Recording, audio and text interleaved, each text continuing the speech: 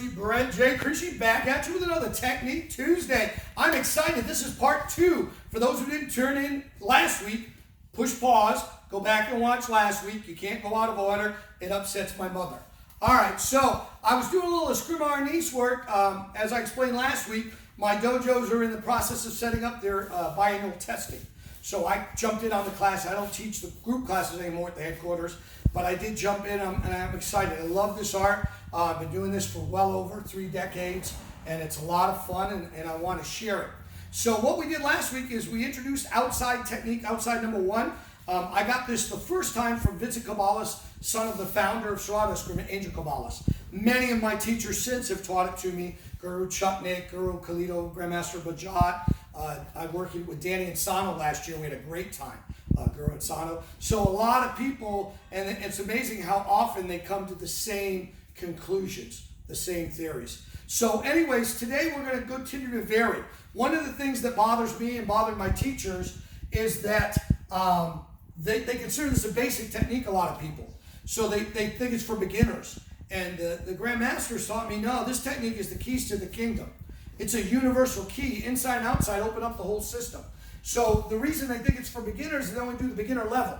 They're not doing the adaptation. Last week we talked about changing the range of the technique, change all the arts. So long, middle, or close range, depending are you a grappler, a striker, a kicker, is a life or death confrontation. Those are all going to affect your choices, but you have to practice those distances. Today we're going to bring the blade in. So I'll review the basic technique just once, because I know even though I told you to push pause, if you're like me, you're going to watch the whole thing and then go back. There's Guru Dane again, ready to attack me. 1, 2, 3, 4. Okay, nice straight swing. Number 1 doesn't come to the head. It's not an angle. Our number 1 is coming straight down. It's a disarm, literally. So 1, 2, 3, 4. Lock and block. Beginner range, this is done. Long range. Guru said do everything at long range as a beginner. Last time, we'll do it fluid. Okay, so here I am. Now, that's stick to stick. We did change of range. We did empty hand last week. I hope you practiced that. What if there's a blade involved? So I'm going to use this, not my preference, but I like to teach the students first because most people hold a blade like that when you give it to them. That is not a good idea kinetically. See, because there's no stabbing. If you hold it at 90, there's just no good use of the blade in my personal opinion. So all of my instructors across the board use a diagonal grip. It's more natural, okay? And it allows me to use the thumb brace. For fighting, I prefer a hidden grip. It uses a guard. But for this, we're going to do the straight or the diagonal outward. It's called diagonal outward. Slow motion, step by step. First is the same. I'm still doing that brush block. Not impact, not karate hit, because then he's coming secondary. He's still getting his hit in, he thinks. Okay, his lizard brain thinks he's getting his hit in. Then cut. Now again, the cut is a draw, circle. Now in real life, he's not going to be static. This arm's already coming back. By the time I'm on move 2, he's on move 2. So what Guru taught me is this is a fillet. Okay, so 1, 2, he's filleting.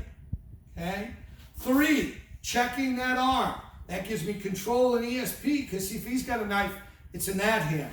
4, hard press cut. Same thing. If he pulls into the guard or when we cut, we go to fetal position. Most people, whenever they're injured severely, go to fetal position. If he moves to fetal, he cuts himself. So Hanshi's very big on cutting himself because you can't block something you're doing to yourself.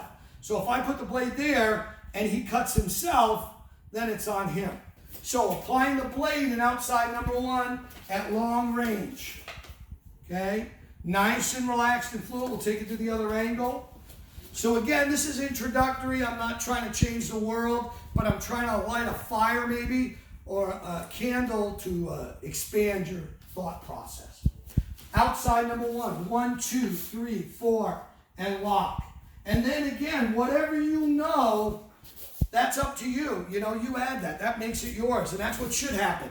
Okay, Tim Hartman, Dido Hartman, another great guy, modern Arnis guy, Arnis method, just posted that. Remember, it was a lesson, not a lifetime, not a life sentence. I like that, okay? I get a lot of lessons. It doesn't mean that I'm supposed to do it just that way for the rest of my life. We know if you work with Hansi Chutnik, he constantly says, do whatever your sensei says. Then when he turns around, do whatever you want. Thanks a lot, Hansi, by the way. But I know what he means. He means recess. He means you got to experiment. So if I said, oh yeah, he comes in and I'm not paying attention, I go too fast, I move the knife. I better used to doing disarms and taking his stick away. Why can I do that on the fly? Because I've done 1,000 variations. Why did he give me his knife? Because he's going to die. That's his role. Okay? So get used to playing. Change the range like we talked about. Nice shot up in the armpit. Okay? Exercise with it. Get comfortable. The best advice I can give you about weapons combat is never stops. And it's ever changing. So it starts with the root control though. 1, 2, fillet, 3, 4, pull, lock, and block. Okay, there you go. I'll borrow that for you. So all we're doing is we're taking that core, that basic technique outside number 1. Last week we adapted our ranges. We adapted our mindsets. This week we changed our weapons. Okay, and we just used the 2 fundamental weapons, easy for me to say, of stick and knife. But I'm sure you guys are well versed in other weapons. I just did a great Sai seminar. Taught Fumiya Demura's Sai form I got sometime in the 80s. Fun, smashing, great stuff. Very almost the opposition of this art, but also wonderful. So I hope this lights a fire, maybe relights. Maybe you did this years ago and you kind of let it go. If you have any questions, as always, seek me out. If you're on the West Coast, that's where Carlito Minjat, Grandmaster is. Hansi Chuck, Mitch George says there's so many good people out there. Ron Saturno just made a great post. His son's teasing him because he's a martial artist for life. And that's his hobby, his side, his job. We love it. We eat it for breakfast, lunch, and dinner. So I'm really enjoying these Technique Tuesdays and all the feedback. Thank you so much. I take requests when I want to. So if you have anything you want to see, let me know. And I hope you'll be safe and you'll be kind. And we'll see you on the mat next Tuesday.